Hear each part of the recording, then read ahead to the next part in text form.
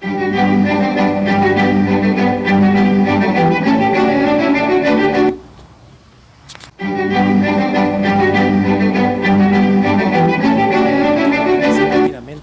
al Seminario de Filosofía Política y Derechos Humanos del proyecto de investigación PAPIT IN 400418, a la doctora Ana Luisa Guerrero por la invitación, a todo el comité organizador, a todos los presentes y los que nos siguen por redes sociales, muchísimas gracias. Es para mí un gusto estar aquí platicando un poco sobre el juicio de ponderación y la proporcionalidad en los derechos humanos.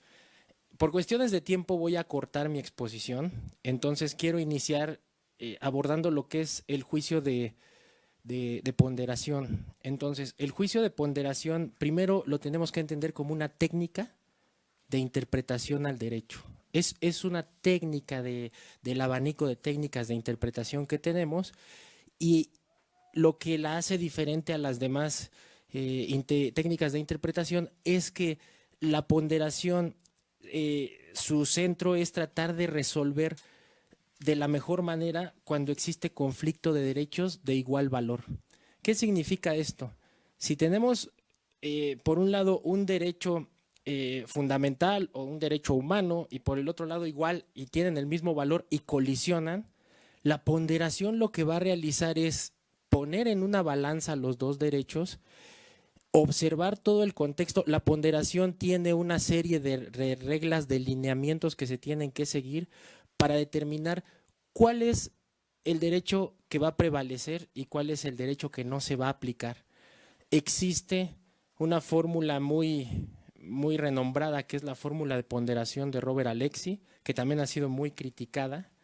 Entonces, esta fórmula nos dice que la ponderación se va a observar cuando el derecho no aplicado, qué tanto daño va a tener, y la satisfacción del derecho que se aplica. Más adelante voy a poner un ejemplo para explicarla. Entonces, la ponderación va a buscar la mejor vía para la resolución de controversias entre derechos del mismo valor.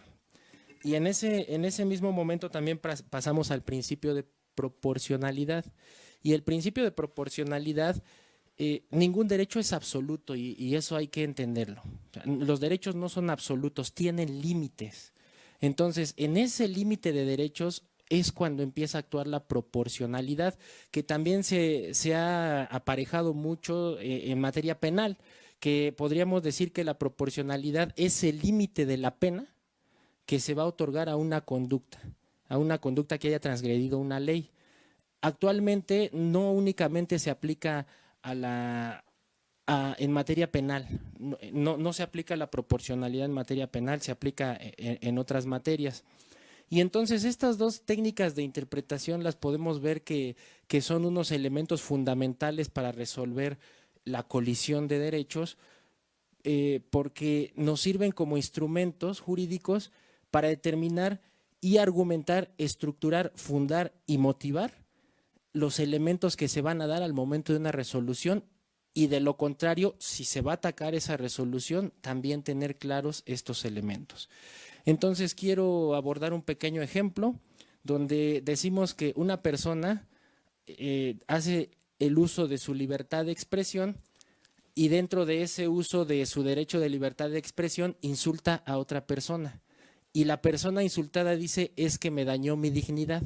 Ahí encontramos el choque de derechos. En primero, que es la libertad de expresión, y el otro es la dignidad de la persona.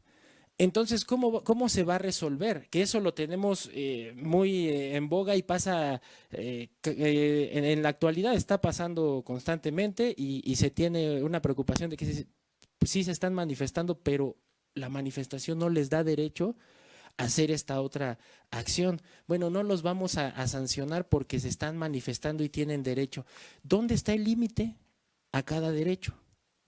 Entonces, ¿hasta dónde llega mi libertad de manifestación y hasta dónde llega la protección de la dignidad de la persona?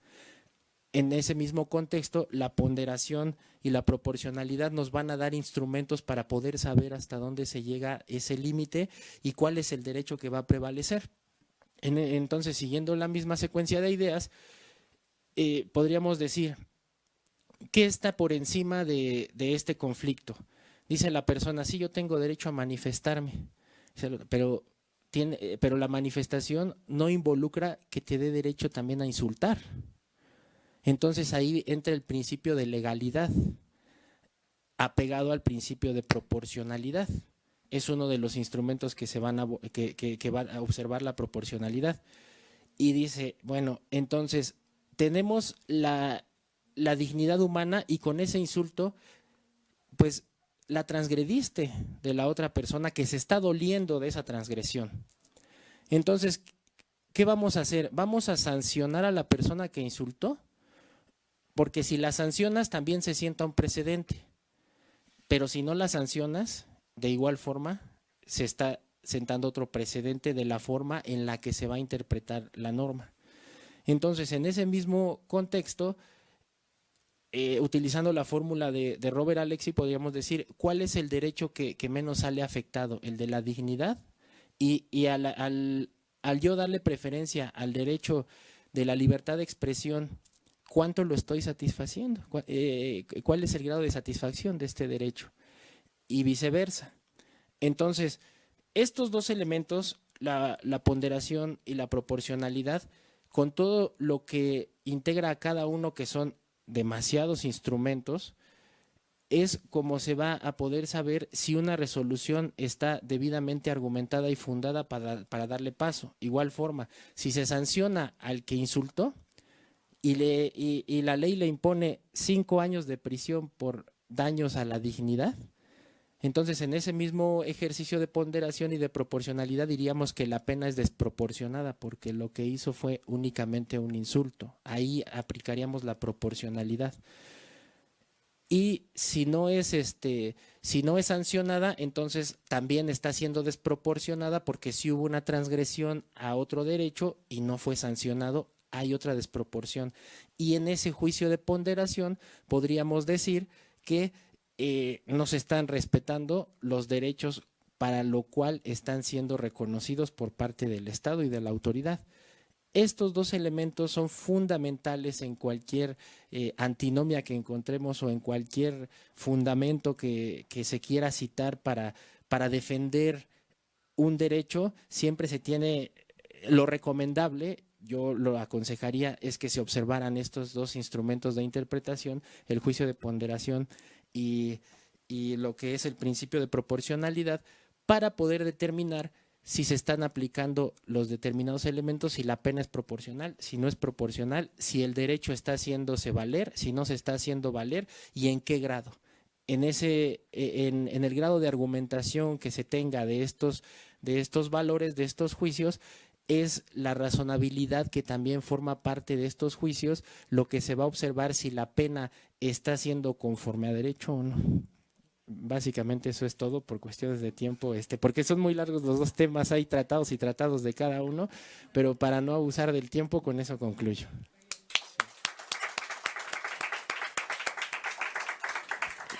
Yo les agradezco mucho porque siempre me toca jugar a ser el malo y decirles ya, hasta ahí.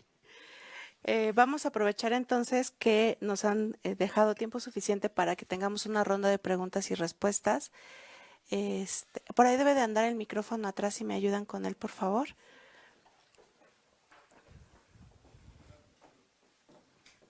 Gracias. Ahí atrás, por favor.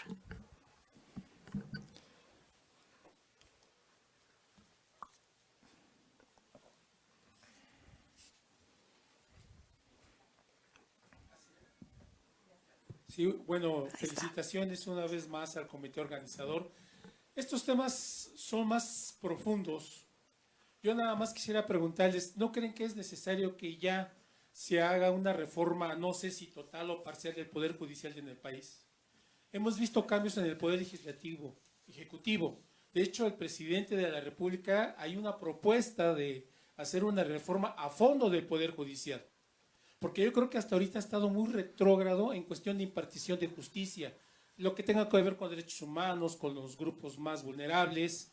Bueno, en fin, ¿no creen ustedes que debería de haber una renovación? Yo no sé en qué sentido, porque yo veo cada vez más preocupante que muchos sectores de nuestra población se están tomando la justicia en sus manos. Ya no respetan al ejército, a nadie. ¿Qué sigue después? ¿Que venga y gobierne la ultraderecha? ¿Eso es lo que creemos realmente? Ese es un peligro latente y lo estamos viendo en todo el mundo. Yo nada más veo esta cuestión. Yo no soy abogado, pero aprovechando están ustedes, no se necesita una reforma del Poder Judicial. Y otra cuestión más, se dice que la Comisión de Derechos Humanos, si recuerdan, Carlos Salinas de Gortari fue quien la creó. Y ahora hay una propuesta inclusive dentro del Senado y de la presidencia de desaparecerla y no sé qué crear. No sé ahí, no está claro qué puede pasar ahí. ¿Ustedes creen que la comisión como tal tendría que desaparecer y se crea otra cuestión? Felicitaciones, gracias. Gracias. Vaya, por favor. Pues igual, me uno a las felicitaciones. Voy a tratar de ser breve, pero ahorita de lo que acaba de hablar del licenciado, hace unos 5 minutos acaba de llegar a través de Facebook, le otorgan al ejército la utilización de la fuerza para eventos de índole de agresión, ¿sí? Eso es hace 5 minutos. El otro, ayer salió la publicación, lo toqué, pero voy a tocar un poco más, que es van contra abogados tramposos, que es la ley del amparo. La iniciativa plantea el adicionar un artículo de los 160 bis a la ley de amparo para establecer un régimen sancionatorio para quienes ejercen. Estamos hablando que aquí en esta materia se está llevando a través del Senado para lo que son para las personas de que son desde las amonestaciones verbales o escritas hasta la suspensión temporal de ejercer la profesión o incluso con la cancelación definitiva de la cédula profesional.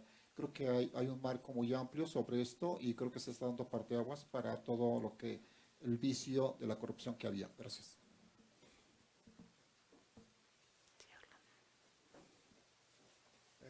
Bueno, igualmente felicidades. Para Juan José, parto de la idea de, por ejemplo, estas fiebres legislativas que se han registrado a lo largo de la historia, se hacen, o sea, se ha pensado que son una forma de contener la pérdida de legitimidad de la autoridad. Pero, por ejemplo, ahorita ya tenemos una base constitucional quizá muy robustecida, y en ese sentido un poco la idea de Navas Alvear, que dice, pues, bueno, cualquier modificación en la Constitución cobra vida propia. ¿Cuál sería esa vida propia que tiene, o, bueno, cuál sería desde tu óptica la vida propia que tiene este nuevo piso en materia de derechos humanos? Y pues a Sergio, pues un poco me interesa más, bueno, me interesaría más saber cuál es tu opinión con relación al tema de la ponderación y la proporcionalidad a través de la función de los precedentes que dejan, bueno, digamos que se suscriben o que quedan en la historia, pues para casos posteriores, y cómo observas esta resignificación del derecho a través de los demandantes. O sea, por un lado, pues sí, este ejercicio de ponderación y proporcionalidad lo ejerce la autoridad, pero lo que observamos en la actualidad es que la resignificación del derecho ya no solo es a partir de la autoridad, sino también de los conceptos que proponen los demandantes. Muy bien.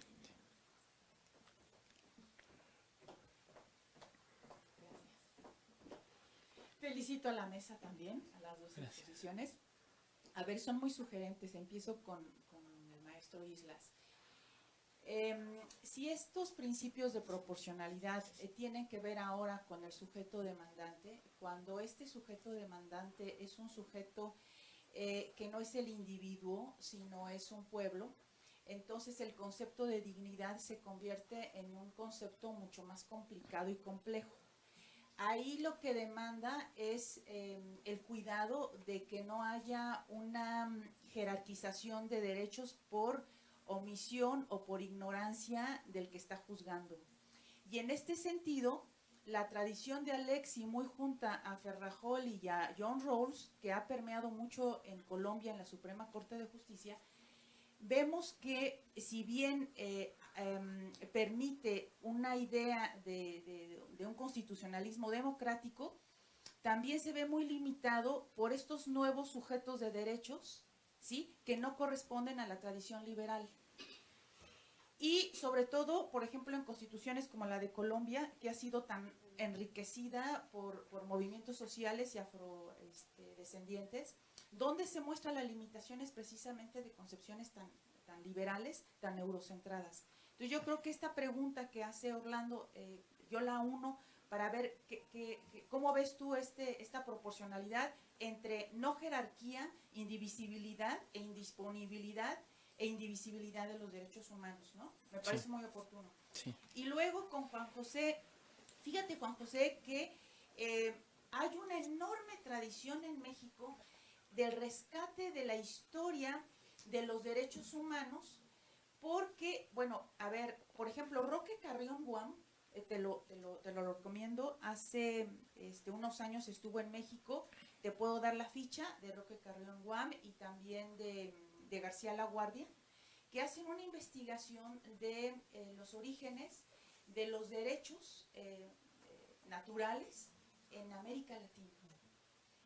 Son dos juristas muy importantes latinoamericanos, uno guatemalteco, que abren brecha en estas investigaciones. Eso por un lado. Por otro lado, sería importante ver la tradición inglesa, en la que desde el reinado de Elizabeth I, ¿sí?, ella no podía disponer de las propiedades de la aristocracia sin que hubiera una especie de tribunal. Y esto, bueno, se va hasta Juan Sin Tierra en el siglo XIII. Y sabemos que la tradición inglesa no posee una constitución escrita. Por lo tanto, la idea de la tradición jurídica tiene mucho que ver en la formulación de que, en este caso de la tradición inglesa, hay segmentos de la aristocracia y otros que deben sus propiedades defendidas frente a la autoridad del rey. Aquí hay una historia muy interesante, la sajona, frente a la continental. ¿Por qué? Porque después de la continental, y esto lo hemos platicado muchos años con mis alumnos, la Declaración Francesa tiene la apelación a la voluntad general que no tiene las declaraciones de las colonias norteamericanas. Y Jelinek tiene esta discusión de cuál es auténtica y cuál es primero, si la de las cartas de las colonias o la francesa. ¿Qué idea de lo humano tienen las dos y por qué las dos, a pesar de las enormes diferencias, tienen un concepto del poder distinto? Y aquí vienen los dos liberalismos que fundamentan la modernidad. Y hay muchos estudios, por ejemplo, en México, José Luis Orozco tiene una exploración muy importante de la filosofía del poder en esta tradición. Otra francesa, que también es importantísima, es Blandine Kriegel. Yo tengo el librito que se llama Derecho Natural en francés. Ahora, sería conveniente, porque además me fascina el tema, que el derecho natural no puede ser cualquier cosa. En la escolástica es muy claro que tiene una serie de reglas objetivas, ¿sí?, que interpreta el que está educado para interpretar. No cualquier cosa es derecho natural. Y hay una transformación del derecho natural con leyes objetivas en derechos naturales donde aparecen los derechos subjetivos. La historia del individuo, que es una historia eurocentrada. ¿Cómo llega esa tradición a América en la segunda escolástica? Es una historia fascinante, también interesantísima, donde uno de los próceres es Francisco Suárez. Entonces, hay mucho material en México, Juan José.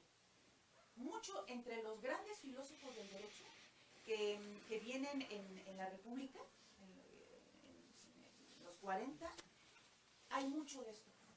Está mira, ahorita se me van los nombres de dos refugiados, los de los paso. Gallego Rocafort, fundamental para que entiendas el derecho natural y cómo aquí se va a recibir. Y otro que se me olvida, a ver si ahorita se me viene, pero bueno, creo que no está Alzheimer. Pero estos dos refugiados de filosofía del derecho y filosofía política te pueden ayudar mucho. Hay mucho material en México, mucho material de esto. Y la tradición de Pufendorf, individualista, la tradición que va desde el protestantismo, la ruptura, la escolástica, bueno, tienes mucho material. Y Jelinek, Budmi y Jelinek entran en una controversia jurídica, te digo, puntillosa e interesantísima. Haz de cuenta, tienen la declaración de las colonias y la declaración francesa y van punto por punto. La de 776 frente a la de 1789, hacen una comparación entre casi artículos y van viendo las diferencias. Y Rousseau está en una y no está en otra. Y eso hace una diferencia fundamental entre el colectivismo francés, que viene el poder desde la voluntad general, a la otra que es individualista. En una aparece el concepto de nación, en otra no tanto. En otra es el pueblo. Entonces, todos estos matices te dan una configuración muy interesante. Tu tesis es muy interesante. Y los felicito a los dos con esta frescura de abogados que creen en el derecho. Muy bien, gracias. Sé que les lanzaron preguntas como para hacer tesis y conferencias magistrales de aquí a fin de semestre. Les pediría que escojan una para responder. Ya sé que también les estoy pidiendo mucho. Y si están de acuerdo, podemos ver si se pueden después pasar los correos con las demás personas para que siga el diálogo, ¿les parece? Entonces, si quieren también en orden de aparición. Juan José. Sí. Hola, sí. Bueno, muchas gracias por los comentarios, por las preguntas, por la bibliografía sugerida. Nada más quisiera decir que en el caso de Lira, el investigador del Colmex, justo una de las preguntas que se hace es que él justo observa que los amparos que hay en la época novohispana se llaman amparos y no hay una ley de amparo. Entonces, él una de las preguntas primordiales que hace dice, es que esto es de la tradición inglesa. Entonces tenemos que saber cómo llegó esta idea de defenderse desde la tradición inglesa. Entonces sí es fundamental. Lo que pasa es que realmente es un temota, sí, es algo muy complejo, pero agradezco mucho los comentarios y las propuestas de bibliografía porque sí son fundamentales. Quisiera nada más decir lo del Poder Judicial también porque no me quiero quedar con las ganas de decirlo. Yo siento que el tema del Poder Judicial es que ocurre lo mismo que con todos los órganos autónomos y es que están formados con la meritocracia. La idea meritocrática es una idea neoliberal que es muy discutible. Tiene sus ventajas y tiene muchas desventajas, ¿no? Por ejemplo, alguien que no estudió en las mismas condiciones que otra persona, que no pudo acceder a los idiomas, a la misma calidad de información y de educación, pues va en este discurso meritocrático va a quedar rezagado. Pero en el Poder Judicial, igual que en muchos órganos autónomos, han funcionado desde los años 80 y 90 y desde su surgimiento con la meritocracia. Entonces es gente que se está preparando y son muy especializados. Y además bajo el discurso de que están tan especializados que pueden hacer bien sus cosas y necesitan un salario digno para no ser corrompibles. Yo sé que todo esto es muy discutible, ¿no? Sí, pero ese es el discurso. Yo creo que un problema realmente es, que tenemos que observar que eso existe, pero creo también que desde el gobierno que está poniendo el tema sobre la mesa no lo está poniendo adecuadamente. Y eso a mí me preocupa mucho, porque parece mucho una revancha contra el Poder Judicial. Y dice el presidente, nadie puede ganar más que yo, que son 180,000. Pero a mí lo que realmente me gustaría es ver al presidente diciendo, ¿por qué 108,000? Perdón. ¿Cuál es el salario correcto que debería de tener un mexicano para vivir dignamente? Y no presenta un estudio así. Hace un berrinche que hace ver que se enoja con los que han estado especializándose muchos años en su tema y que ganan mucho. Pero yo creo que sería muy sano para todo el país decir, a ver, el salario promedio es los mexicanos ganan para poder satisfacer las necesidades es esta. O sea, tener realmente algo que justifique toda esta transformación que está buscando el presidente. Entonces me preocupa que desde ahí parece una revancha y que cuando hace parecer una revancha, pues puede fracasar esa idea porque no queda claro a todos. Lo pongo así nada más por el tiempo. Gracias. Ok, yo en 3 minutos voy a tratar de responder los cuestionamientos planteados. El primero es la reforma al Poder Judicial. Considero que sí, que debe de existir, obviamente con todos los parámetros que conlleva eso, pero sí debe de existir ya algún tipo de modificación a determinados puntos y rubros muy específicos. La desaparición de la Comisión de los Derechos Humanos y que pasa a la Defensoría del Pueblo, cualquier otra situación, lo importante no es que cambien de nombre, lo importante es la estructura que se le va a dar y también las facultades para poder realizar las funciones para las cuales están destinadas. Entonces, más que cambie el nombre, sería la estructura y las funciones que van a realizar donde tengan mayor jurisdicción y puedan intervenir de forma más directa.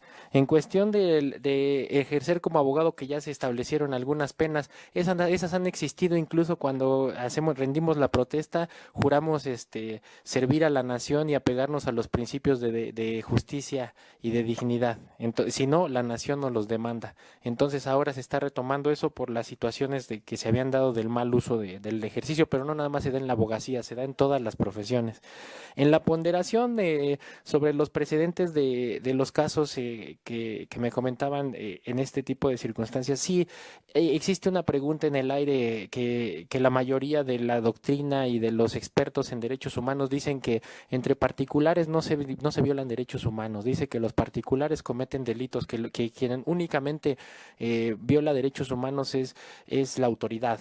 Entonces yo difiero un poco con esa situación. Yo considero que los particulares en determinados casos sí violan derechos humanos y estos juicios de ponderación y de proporcionalidad también nos van a determinar la forma en la que se debe de hacer entre pares, no únicamente verlo de supra subordinado, sino también en la cuestión de los pares es muy importante ver eso. Y en la cuestión de la proporcionalidad de Ferraioli, de Rawls y de Robert Alexi, esta teoría ha sido muy criticada, ha sido bastante cuestionada por el mundo jurídico. Sin embargo, también las propuestas, sobre todo, bueno, Ferraioli en el caso donde nos habla de la proporcionalidad en materia penal, pues es que es muy fundamental porque dice, bueno, hay que analizar la conducta como tal para ver cuál es la pena que le va a corresponder. O sea, si es un insulto, estamos viendo que gente está purgando sentencia, los famosos presos políticos de 5, 10, 15 años por haber hecho algún tipo de insulto, es desproporcional la pena. Por el robo de cualquier cosa, por vandalismo, por cualquier esa situación. Entonces Ferraioli pone mucho en la pena, sobre todo en materia penal, o sea, la proporcionalidad en materia penal.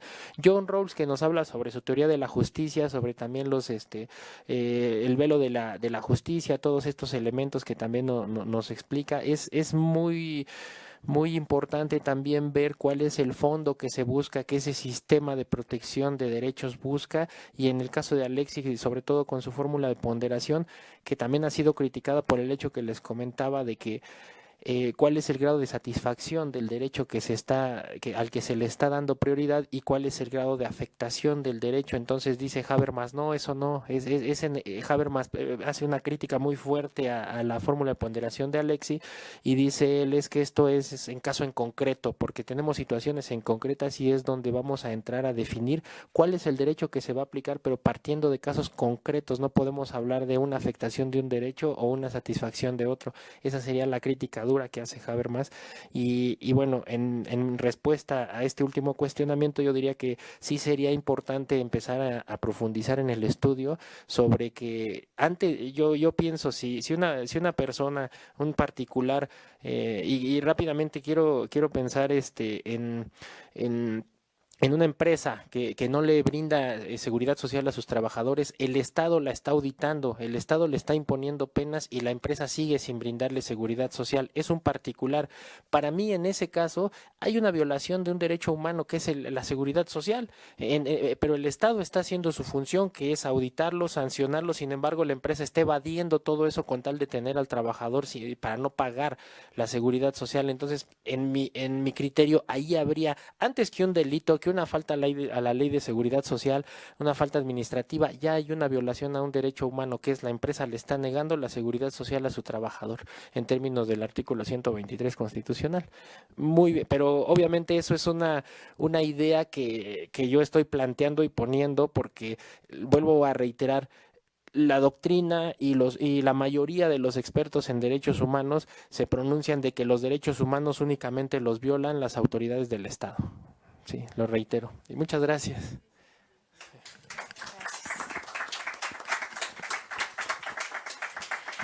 Les agradezco muchísimo su presencia y su comprensión por las cuestiones de tiempo. De verdad los invito a que queden en contacto. Han visto que tenemos ponentes de primera y siempre contar con expertos.